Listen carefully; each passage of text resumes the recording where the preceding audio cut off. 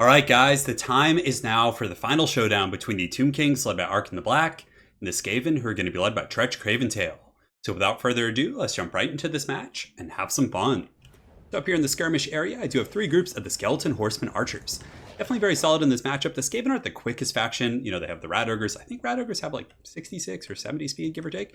But regardless, Skaven are a relatively slow faction. They don't have things like Dire Wolves or, Hounds of any type to really chase these guys down. So you have relative freedom. And on top of that, the Skaven have a lot of lightly armored good targets. They have Rat Ogres, you'll see Censer Bearers, Plague Monks, and honestly, you can use these guys to charge Skaven slaves, and they can even clear those guys out relatively effectively because they do have fear. All these spooky undead units do have fear. They're going to be pretty useful against these little rat fodder units. So three groups of the Skeleton Horsemen Archers here in the skirmish area. Over here in the forest, two groups of Carrion. So Carrion I just like to leave in the wings when something valuable runs. So let's say a group of Storm Vermin breaks or Censer Bearers, or there's a piece of artillery in the back that's relatively unguarded. Carrion are very, very good at taking out those targets and definitely give you a lot of utility.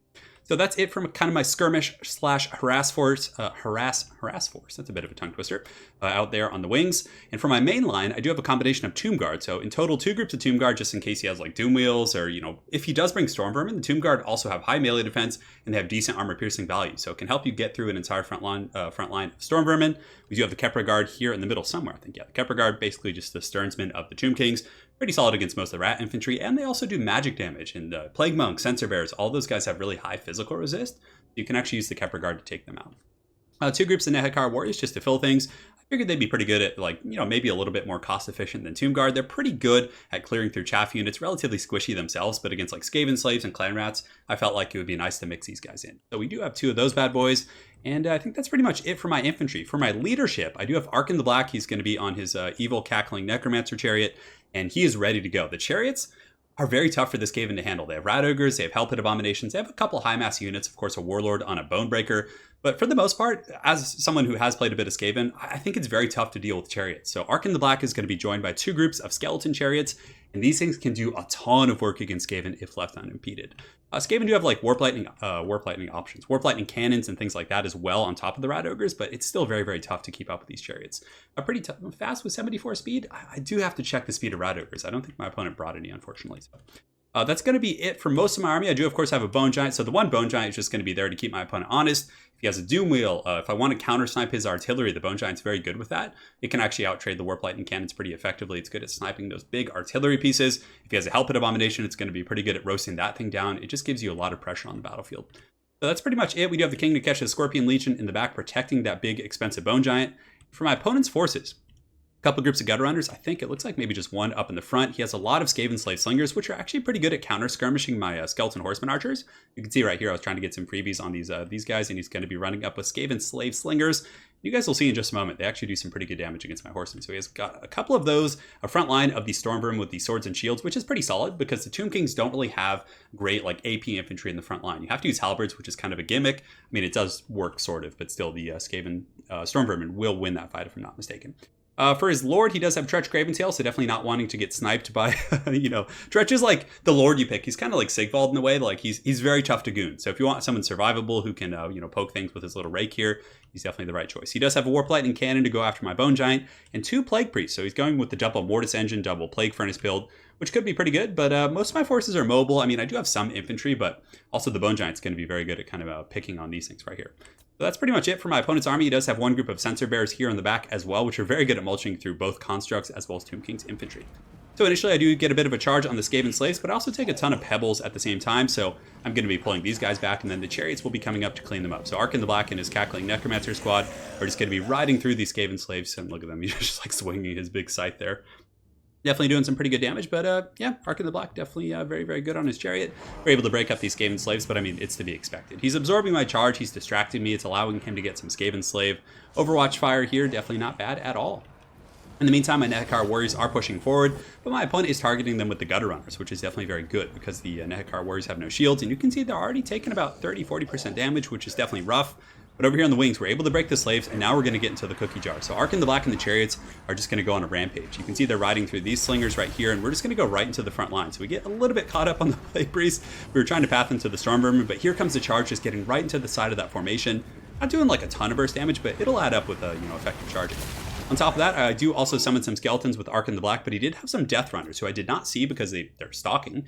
They were hidden back here, so they're able to clean up my skeleton pretty quickly, but they're going to take some damage as well, so I'm happy about that. The frontline engagement isn't underway yet. He's shooting at me with his Warp Lightning Cannon in the back, and the Chariots are just going to be running through these troops. And now you can see they've done almost half HP damage to these Storm Vermin, and the Skeleton Horseman Archers, I just charged these Gutter Runners to pin them down to allow the Chariots to then get over there. So you can see the Chariots are just all over the place, just absolute anarchy with their move orders there.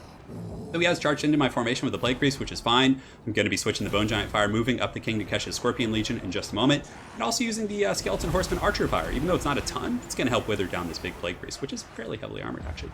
So Chariot's still running amok in the back line. You can see Ark in the Black a little bit inundated by some of the Skaven, but yeah, for the most part, they're just having a field day. You can see they're just riding through the hordes of Skaven, just going through the Storm Vermin.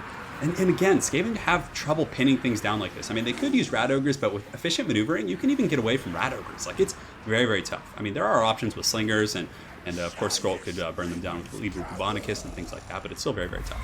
So the Chariot's still running amok. You can see we're able to break those Slingers. Now we're just going to keep that train rolling. So the Surtha Ek, the undead Surtha Ek hordes are just going to be riding through this group of Skaven slaves down on the hill. And on that same note, it's not just what we're killing, it's also what we're distracting. So you can see there's just hordes of stuff chasing us. Here there's going to be some Sensor Bears, there's Death Runners, which I did use a Fated Buna on to melt those bad boys. And I mean, like I said, there's a lot chasing us that isn't helping in the frontline fight. So the Plague Furnace is a little bit left alone here. It has done some decent damage to my Kepra Guard and a couple of my frontline troops, including these Nehekar Warriors here. But still, the Bone Giant's able to shoot. I have King Nikesh's Scorpion Legion back here. So if he did come back here, he'd get poisoned. And the Bone Giant could honestly spank this thing in melee as well. So there's a little bit of a 2-for-1 there, which I'm quite happy about. In the back, the Carrion have finally emerged. Well, they emerged a minute ago. We did attack the Warp Lightning Cannon, but he was able to defend that with some Skaven Slaves, as well as these Slingers. I wasn't able to get exactly what I wanted there. But now that I lured his entire army over here, so this was kind of my plan. I was like, I'm going to ride up and around, hopefully pull most of his forces, and then just send my Halberds, my Nehekar Warriors to pin down his very expensive units, which is then going to give me freedom to ride and just kind of clean up his leadership and other forces like that.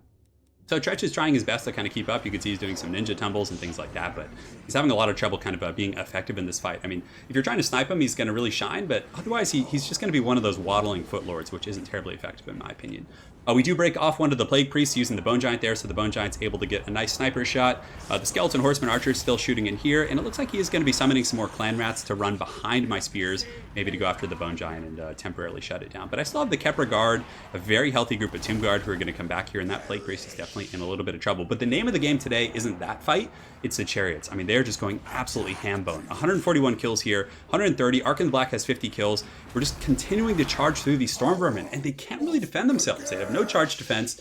The ones without the halberds don't, the sword and shield variant. And yeah, we're just kind of running shop and, you know, having a good old evil cackling time back here. So we're able to run through those Storm Vermin. They're probably going to buckle from that or get very, very low in leadership. You can see they're shaken. We do also get the Realm of Souls going off in the Skeleton Chariots, which is quite nice. And the Staff of Nagash has been popped as well to give us Winds of Magic and lower our cooldowns. So the Carrion are still disrupting the backline. Skaven Slaves obviously don't have the best stopping power, so they haven't been able to kill these Carrion quickly, but they're eventually getting there. We're also able to shut down some of those guys, and now it is time for the, what is it called, like the coup de grace, where you go for the death blow? I can't remember, but I think that's it. So we have them pinned here. The Nehekar Warriors and Halberds obviously losing to this very like clumped up group of Skaven infantry, you know, Sensor Bears, Storm Vermin. But I know that if we can get a rear charge with these Chariots, it will just be absolutely devastating. There is so much bread to be buttered right now. We can just come in the back line, run through all these Plague Monks and these other troops, and just do lethal damage. So right now the bounce of power is relatively even, still anyone's game. Over here in the front, it's going pretty well, though. We were able to burn down both those Plague Priests with the spears as well as the Bone Giant. But here comes the charge of the gods. So a massive charge coming in. The Chariots just wrecking these Skaven, just tossing them. And you can see the Libra Mortis going down as well, which is going to give physical resist to all my troops. And yeah, this is going to be absolutely devastating. I can't wait to look at the kills after this. So the Chariots do sweeping in there. The Skaven Slaves break. We also have a Fated Buna on the Plague Monk Sensor Bearer. So that's just going to take so much power away from his army. A lot of the bounce of power for him, I'm sure, was really laying in those very expensive Plague Monk Sensor Bearers who are just getting melted. Now you can see the bounce of power is creeping in my favor. Tretch does try and help, but I mean, aside from that, he must have, yeah, I guess he's got 25 kills, but against like skeletons and stuff. We do also summon a full group of skeleton warriors here using the Tomb Blade of Arkan, I believe. And that's able to muck down these guys. And from there, the Halberds should honestly be able to clean these guys. So the Chariots, continuing their reign of terror, are going to be going into the back line here. You can see 183, 86, and then Arkan's 86, and what's this other group? 138, which is insane. So you guys are probably a little bit sick of slow-mo chariots, so we'll just let it go full speed right now. But the skeleton chariots getting into the back line, disrupting these guys, and from here we should be able to shut down the warp lightning cannons. Over here, we're just forming ranks, the halberds as well as the Kepler Guard and King Nikesh's Scorpion Legion making a final stand against these storm vermin, and they've done their job. I mean, they protected the Bone Giant, and what's cool about the Bone Giant in this matchup is Skaven, of course, if you're able to shut down the warp lightning cannon, they just have like storm vermin and troops like that. Like the Bone Giant is a force to be reckoned with in melee. Like he has low melee defense, but he does hit pretty hard with his melee attacks. In the forest, we do have the 2 plague priests, so we're able to break both of those guys. And this is a bit of a tip. Whenever you guys are playing against such units, if you do break them, and you have skirmisher cap at your disposal, like these skeleton horsemen, it's going to be very effective to just chase them off the battlefield. So the skeleton horsemen just going to be chasing the plague priests, which is going to make sure they don't come back and net me quite a bit of value there. So over here, we have the final fight. The chariot's still running amok, just going over these Skaven slave slingers. Over here, Tretch is holding these storm vermin together by a thread, but it's certainly not going to last long when Arkin the Black comes in with some evil laughter here, but it looks like he's just going to go after these Skaven slaves. A lot of these kills definitely are on slaves, but still 227, we got 99, and then 152, which is very, very good. A lot of those were against like storm vermin and sensor bearers and things like that. The Skaven do have Tretch, like I said, but we've been holding our Ushapti summon like this entire game. So we're going to be dropping the Ushapti summon here in just a moment to kind of, be the straw that breaks the camel's back.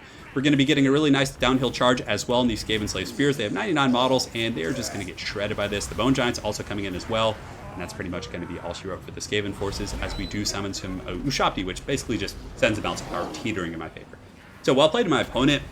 Man, it's kind of cool to see how the meta has evolved for the Tomb Kings.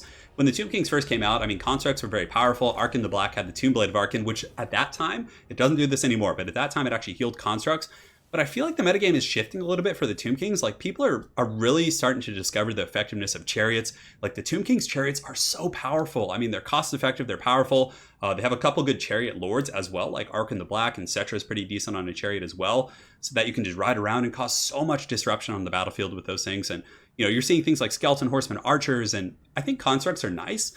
Especially, I mean, there are some matchups in which heavy construct play is still the way to go, like vampire counts, for example. But I do think that, the Tomb Kings have really diversified in the past couple months, and it's definitely quite a bit of fun to see. But the front line did their job. Obviously, not winning any beauty contests there. They weren't really going to win against this Skaven front, against storm vermin and sensor bears and things like that. But the chariots just were able to just absolutely ravage my opponent's army. The skeleton horsemen were able to do some decent harass and assist in taking down the plague priests. And Carrion and the Bone Giants all did their duty there. So for my opponent's army, I still think that Skrulk is going to be probably the most competitive option here. Granted, he was going with the Plague Priest and the Plague Furnaces, so if you get Skrulk and the Plague Furnaces, you're kind of paying for 2 casters. So I understand the Tretch pick there because he was getting his magic with the Plague Priest, but I didn't really have like a solidified front line for those Plague Priests to melt. They didn't really have an opportunity to shine. I mean, yes, they got in the front line, killed a couple skeletons, but they're really going to shine against like heavy infantry builds where I'm just going to have like a solid front line, not as much skirmishing, but here against chariots and skeleton horsemen archers and things like that, they didn't really have an opportunity to shine, which I think was the biggest issue for this Skaven. The Storm Vermin are a very good pick, Sensor Bears as well. I do like the Skaven Slave Slingers. They can do some very annoying damage to my skirmishers and also poke down pretty much anything they want to hit. But yeah, I definitely liked it quite a bit. So very well played to my opponent, Ambio. Look forward to running into you again on ladder, and hopefully you guys enjoyed this Tomb King vs. Skaven game. Have an excellent night, guys, and take care.